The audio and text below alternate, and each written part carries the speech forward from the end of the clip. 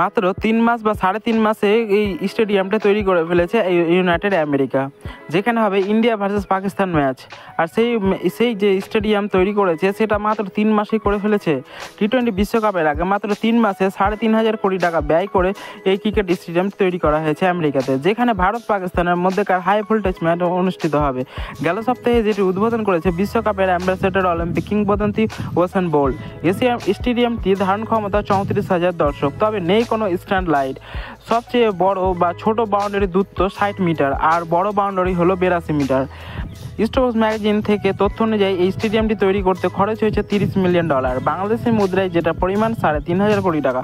চলতি মাসে বা মে মাসে 2024 এই স্টেডিয়ামটি নির্মাণ কাজ শুরু হয় আর সেখানেই শেষ হয়। আজ 27 মে স্টেডিয়ামটি খেলার জন্য মুক্ত করা হয়েছে।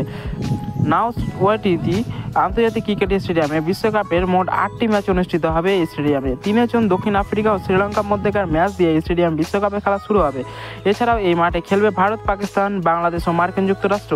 এই মাঠে খেলার জন্য একজন দর্শককে কমপক্ষে $175 তথা 20,500 টাকা খরচ করতে হবে। এছাড়া 35 থেকে 50,000 টাকা মূল্যের টিকিট রয়েছে। এই মাঠের পিচটি অস্থায়ী, অর্থাৎ তৈরি করে এনে বসানো হয়েছে। এখানে এখনও যেহেতু কোনো ম্যাচ হয়নি সেহেতু বলা মুশকিল উইকেট কেমন আচরণ করবে। তবে জানা গেছে অস্ট্রেলিয়া অ্যাডিলেড থেকে মাটি এনে বানানো হয়েছে নাসাউ স্টেডিয়ামে পিচ। সেক্ষেত্রে ব্যাটিং ফ্রেন্ডলি পিচ হবে, স্পিনাররা কিছুটা সুবিধা পাবে।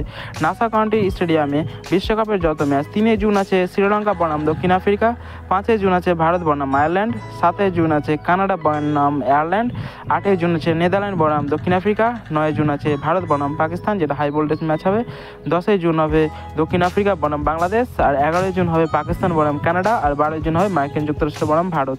তো বন্ধুরা, তোমাদের কি মনে হয় যে এই যে পিচ বানানো মাত্র 3 মাসে এই পিচে কেমন রান হতে পারে, হাই স্কোরিং না লো স্কোরিং? কমেন্টে অবশ্যই জানাও। এরকম ভিডিও পেতে আমাদের চ্যানেলটিকে সাবস্ক্রাইব করে রাখো।